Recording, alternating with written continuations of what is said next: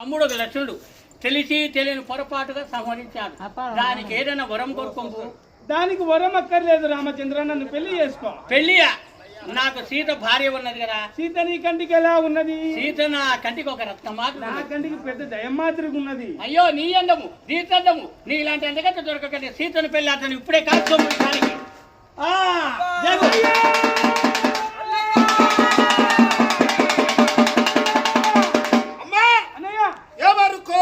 ముక్కు చెవులు రామలక్ష్మణ ఎక్కడ వాళ్ళు? మన కుటీరంలో ఉన్నారన్నా. రామచంద్ర వాళ్ళకాడికి పోయి వచ్చేదమ్మా, నువ్వు ఇక్కడే ఉండు తల్లి. నువ్వు రామచంద్ర కాయకసులు తినుచు కారణములు తిరుగుచు బ్రతుకుతున్నారు, మీరు ఒక బ్రతుకలేదు. చెప్పవచ్చి తిని మీకు సిగ్గు లేక శ్రీరూపము దాల్చి శివుడితో మోహించావు, చెట్టు చాటున దాగి వాణిని పని మార్చావు. ఒకనొకడేమో విశ్వామిత్రుడు యాగము చేస్తున్నప్పుడు ఆ యజ్ఞము జరగకుండా ఆపుతున్న సమయంలో మా అత్త తాటికి ఒకే బాణము చేత నేల కూల్చావు. నాటి నుంచి నేటి వరకు గతము తలచి ఒకచున్న సమయంలో నా చిన్నారి ముద్దు చెల్లెలు ముక్కు చేతులు ఎలా వచ్చిన మూర్ఖ నా తమ్ముడు తెలిసి తెలియని పొరపాటుగా ముక్కు తొలిగి వచ్చాడు. దానికి ఏదైనా కోరుకొంపు ఇచ్చేదాను కదా.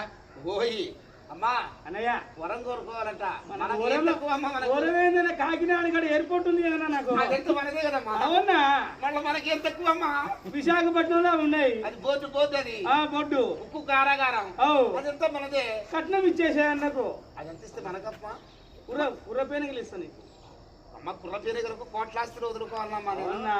బలి చెల్లెలో మనం అమ్మ తెర్ర కూడా ఏం కూస్తున్నావు మన ముఖానికి? అందుకనే తెల్లగుంటావు నువ్వు. అమ్మ పండ్ల ఏందమ్మా అంత తెల్లగుంటాయి పండ్లు? Dabur Colgate paste. మళ్ళీ ఇంత అందంగా ఉన్నావు, మా ఇంట్లోంచి బయటికి రావద్దు, నీకు దిష్టి తగులుతుంది చెప్పి విన్నావా నా మాట? పొద్దున్నే లేస్తేవి, పొద్దున్నే లేచి అన్న నాకు ఆకలి అవుతుంది, నాకు టిఫిన్ కావాలన్నంటే దున్నపోతులు చేస్తుంది.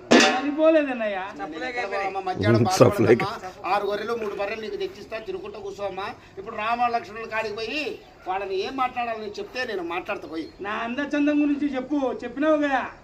పెళ్లి ఒకటి పెళ్లి రాముడికి నీకు పెళ్లి చేయాలి. రాముడికి భార్య సీత ఉంది కదమ్మా.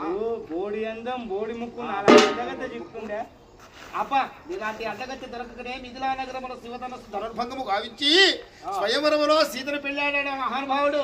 కాబట్టి ఆయన లేడు కాబట్టి చెప్తుంటా. ఆయన కాడికి పోతే నీ అందచందాల గురించి చెప్తా. రామచంద్ర పెళ్లి చేసుకో, నీకు లంకకు రాదని చేస్తాను. ఓయి అతికాయ మహాకాయ ఉచ్చిగురమ సర్పయాగ మేఘనాడు కుంభకర్ణాలు పెట్టి నీ కోదండ రాముడితో పరిహాసమా. అన్నిటికి ఇచ్చిన మా అన్న దశగంటుడు రావణ బ్రహ్మన్నాడు రా.